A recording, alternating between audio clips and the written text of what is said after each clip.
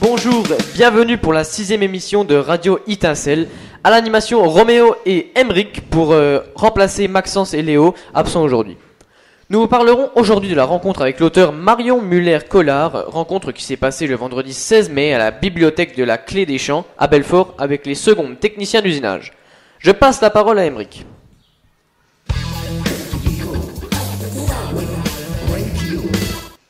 Merci Roméo. Dans cette émission, nous présenterons le festival Libre Regard. Nous présenterons l'auteur Marion Muller-Collard et le metteur en scène Sandrine Pires. Nous parlerons également d'Amnesty International. Enfin, nous passerons des extraits de l'interview que nous avons faite avec Marion Muller-Collard.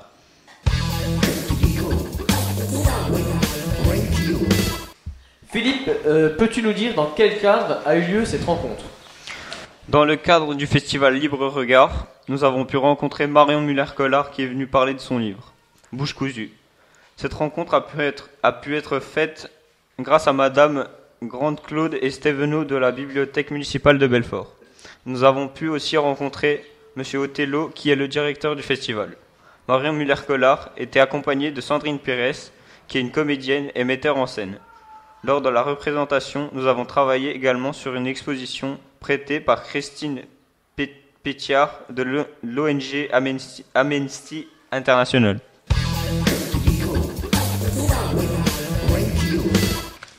Tony, peux-tu nous présenter le festival Libre Regard ?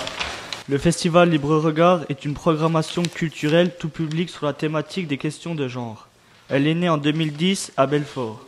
Libre Regard se déroule maintenant chaque année en mai dans le territoire de Belfort et le Doubs. Libre Regard est le seul festival de ce type en France. On peut assister à des concerts, des spectacles, voir de la danse, aller au cinéma. Regarder des expositions de photographie ou assister à des conférences, des débats. La programmation est construite sur des partenariats avec la structure culturelle. Théâtre, salle de musique, actuelle, galerie.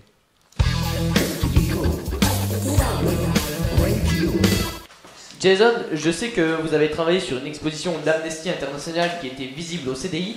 Peux-tu nous expliquer le rôle d'Amnesty International ?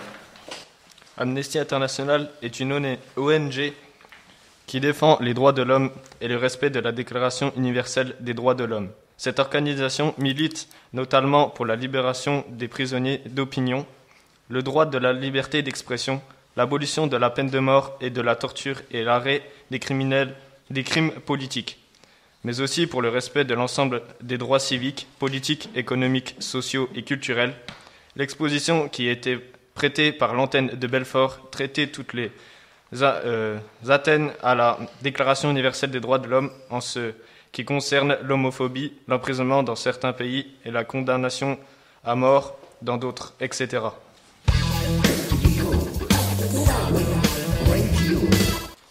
Qui peut nous présenter Marion Muller-Collard ? Elias ? Oui, bien sûr. Alors, Marion Muller-Collard est née en 1978 à Marseille. Théologicienne de formation, elle écrit depuis son plus jeune âge, tant dans le domaine de la jeunesse, comme des romans, des contes philosophiques, histoires, que pour les adultes, des théâtres, des essais.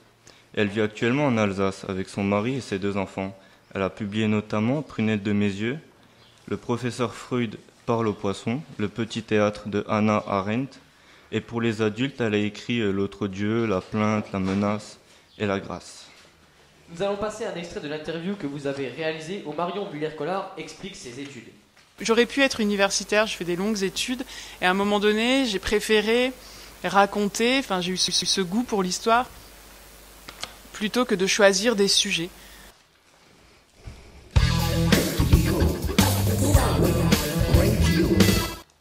Marion Muller-Collard était accompagnée par une metteur en scène, Sandrine Pires. Enzo, peux-tu nous la présenter ?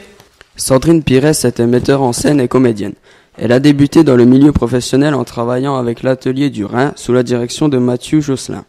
Au sein de ce théâtre, elle a eu l'opportunité de travailler en tant que comédienne, d'être assistante à la mise en scène et formatrice auprès du public varié. Elle se lance également dans la vie de compagnie en créant le Gourbi Bleu. Elle va préparer une pièce pour 2019 sur les livres de Marion Muller-Collard, dont Bouche cousue.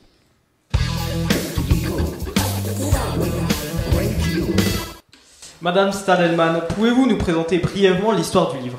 Oui, donc c'est l'histoire d'Amandana. Elle a 30 ans, elle est célibataire. Elle n'est pas très stable non plus au niveau travail. Elle est issue d'une famille immigrée d'origine italienne. Et au cours du traditionnel repas du dimanche chez sa sœur avec son beau-frère, son neveu, sa nièce, ses parents, qui sont donc les grands-parents de ses neveux, elle apprend que son neveu Tom a embrassé un autre garçon. Et il reçoit une gifle de la part de son grand-père.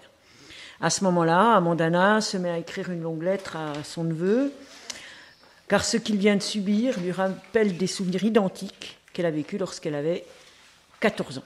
C'est donc un livre qui parle de l'homosexualité? Oui, ce livre parle de ça et de la difficulté de vivre sa sexualité quand on est adolescent.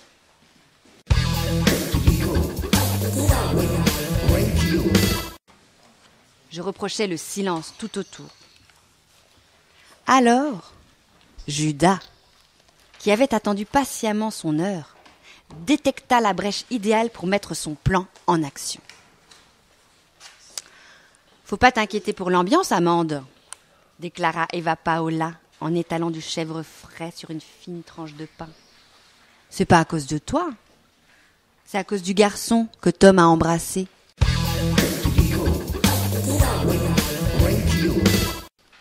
Nous allons maintenant passer un extrait où Marion Muller-Collard explique comment elle a trouvé le sujet du livre. En fait, j'ai pas choisi d'écrire sur l'homosexualité. J'ai pas choisi un sujet. Quand je commence un roman, je choisis pas un sujet. Je me dis pas, tiens, de quel sujet j'ai envie de parler. En fait, c'est ce que j'appelle le syndrome de Pinocchio, c'est-à-dire, au départ, ce qui m'intéresse, c'est la personne. On va dire qu'au départ, c'est une marionnette, comme Pinocchio, quoi. Et donc, c'est moi qui la construis, qui lui dessine un profil. Je crée un personnage, en fait, qui est quelqu'un que je pourrais aimer, qui m'intrigue, ou quelqu'un que je pourrais rencontrer en vrai. Et à un moment donné, c'est pour ça que j'appelle ça le syndrome de Pinocchio, c'est ce personnage, il coupe les fils, en fait, et il devient autonome. Et ça peut paraître étrange, mais il faut, pour que je puisse aller au bout d'un roman, que ce personnage existe par lui-même, et que cette première forme que je lui ai donnée devienne autonome, et que ce soit lui qui me raconte son histoire.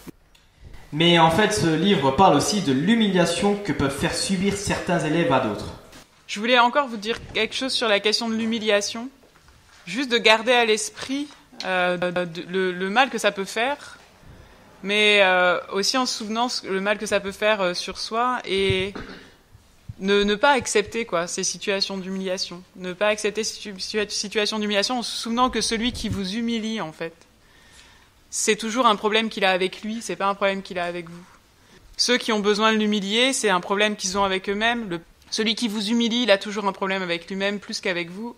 Et ça, il faut vous en souvenir, que vous soyez humilié pour des raisons de genre, d'orientation sexuelle, parce que vos parents, vos grands-parents sont pas nés en France, parce que vous êtes en filière pro, enfin, il n'y a absolument pas à tolérer ça. Celui qui vous humilie pour quelque raison que ce soit, c'est vraiment qu'il a un problème avec lui-même. Et ça, c'est important de l'avoir en tête, parce que l'humiliation, ça peut générer des situations comme celle-ci, quoi.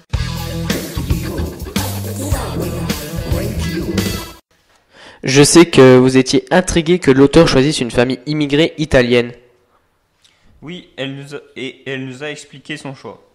Ça vient d'une discussion avec une amie qui me parlait en fait de la pression qu'il y avait dans sa famille. C'est une amie qui a divorcé assez tard dans sa vie, et ça a été un scandale. Et en fait, ses parents venaient d'Italie et avaient essayé effectivement d'élever leurs enfants pour qu'ils s'intègrent bien à la société française. Cette question de l'intégration, elle s'est vachement posée pour la vague d'immigration italienne aussi, et où les parents ont essayé, ce qu'elle me racontait elle, c'est que voilà, il en allait de l'honneur de leur possibilité de s'intégrer, que leurs enfants fassent pas de vagues.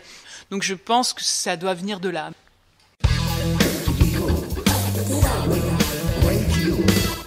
Nous allons maintenant vous passer un extrait de l'opéra Didon et Aîné de Purcell. Philippe, peux-tu nous expliquer pourquoi? Au fait, lorsqu'Amandana est en 3e, elle chante avec sa classe cet opéra. Et c'est en répétant pour la représentation finale qu'elle va tomber amoureuse d'une autre élève qui chante aussi cet opéra.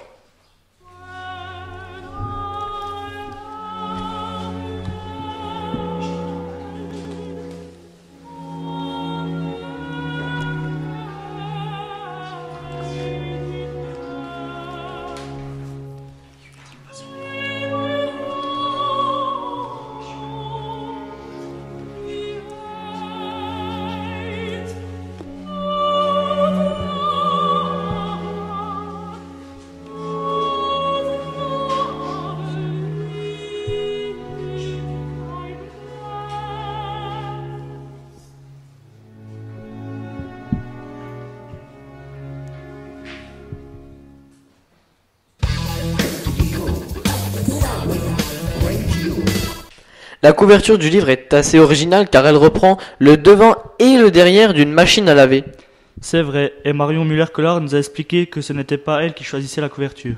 C'est pas l'auteur qui choisit la couverture. Donc voilà. C'est une proposition de Gallimard, donc de l'éditeur, qui travaillait avec un graphiste qui a lu le roman et qui a construit en fait cette couverture. Et moi, je l'ai trouvée très belle. C'est pareil pour le titre. C'est pas nécessairement moi qui choisirai le titre à la fin, en fait. L'auteur est pas forcément mieux placé pour choisir le titre ou C'est plus un travail d'éditeur, parce que l'éditeur, il a un souci que moi j'ai pas. Moi, quand j'écris, je me dis pas ouais, faut que j'écrive un truc qui fasse vendre, quoi. Par contre, l'éditeur, lui, il investit de l'argent sur quelque chose dans l'espoir qu'il retrouve son argent. C'est lui qui paye l'impression. Donc, il aimerait bien retrouver au minimum l'argent qu'il a investi dans l'impression.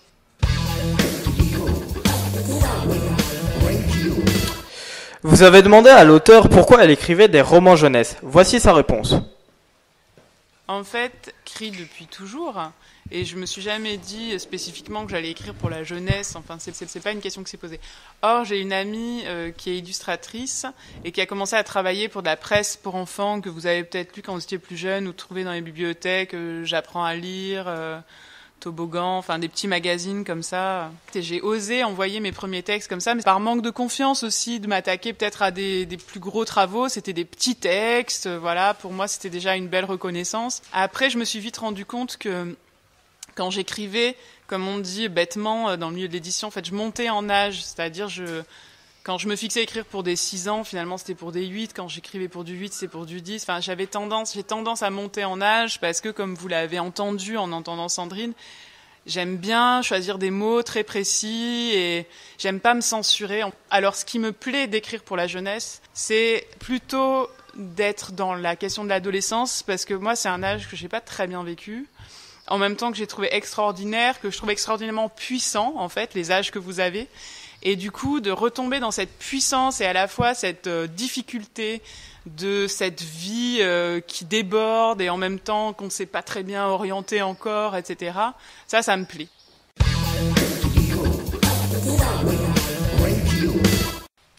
Est-ce que Marion Muller-Collard s'est intéressée à votre formation ? Ouais, elle nous a d'ailleurs parlé de la fierté d'exercer notre futur métier. Vous savez, ça c'est un énorme défaut de la société française, quoi. Fabriquer des pièces sur machine numérique, très bien. Bah, vous voyez, le problème, c'est qu'à un moment donné, vous allez peut-être en faire votre métier, etc. Vous allez le faire avec conscience, avec application, etc. Le problème de notre société, c'est qu'elle vous fait croire que moi, j'ai mieux réussi que vous si vous continuez dans ce métier, parce que être écrivain, c'est plus classe que faire des pièces ou qu'être menuisier ou qu'être je ne sais quoi d'autre encore. Et ça, c'est vraiment un leurre de notre société, quoi. Ça, c'est vraiment une erreur de notre société. Et moi, c'est quelque chose qui me met mal à l'aise dans les rencontres scolaires, justement. C'est qu'en fait, les écrivains ont joui d'un prestige, alors qu'on peut être de parfaits connards, on peut être de très mauvais parents, on peut être des gens tout à fait médiocres, on peut être de piètres voisins, on peut être plein de choses désagréables. Parce qu'on arrive à publier un livre, on peut publier même de très mauvais livres, et parce que on est écrivain, c'est comme une immunité, quoi, comme si tout d'un coup on pouvait plus nous toucher, on était des gens pas comme les autres, etc., et supérieurs, quoi. Et ça, c'est ce qu'on appelle l'élitisme français, c'est stupide. Vous traversez la frontière, vous allez en Allemagne, c'est plus comme ça. Donc débarrassez-vous de cette idée, parce que ça, c'est vraiment un problème du système éducatif français. L'important, c'est comment on fait les choses, quel cœur on met dans ce qu'on fait, et toutes ces questions-là qui sont 1000 fois plus importantes. Je sais bien, parce que moi aussi j'ai entendu ça, les profs qui nous disaient « Attention, sinon tu vas aller en pro », genre tu vas aller en enfer, quoi.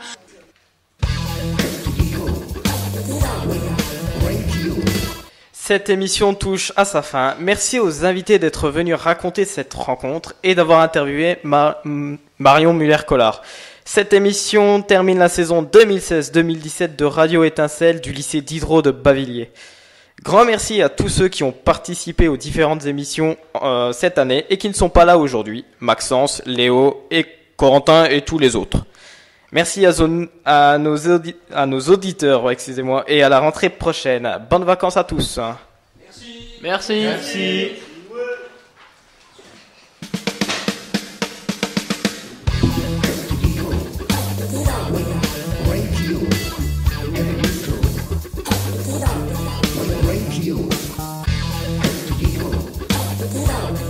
great you.